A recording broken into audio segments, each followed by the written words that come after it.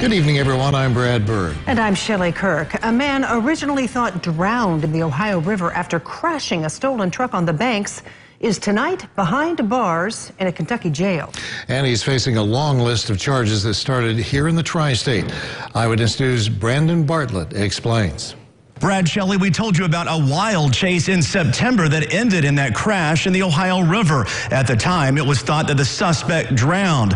It all started when authorities say Jeremiah Keene stole a truck from Jerry David Enterprises in Evansville.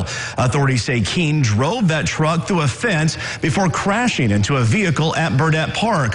When deputies later tried to pull that truck over on the Lloyd Expressway, they say Keene didn't stop, leading them on a chase. Sheriff Dave Wedding told us at the time that Keene suddenly turned onto Old Henderson Road toward the river, where he drove through a field and then right into the water.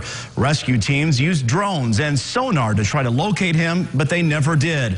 The sheriff told us they would simply have to wait until his body reached the surface before he's found. But tonight, we learned Keene is alive and in the Allen County, Kentucky jail.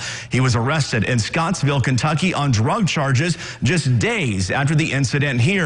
Vanderburgh County deputies tell us he will now be facing additional charges from that incident here. We're told it was family members who connected this case to Keene. Brandon Bartlett, Eyewitness News.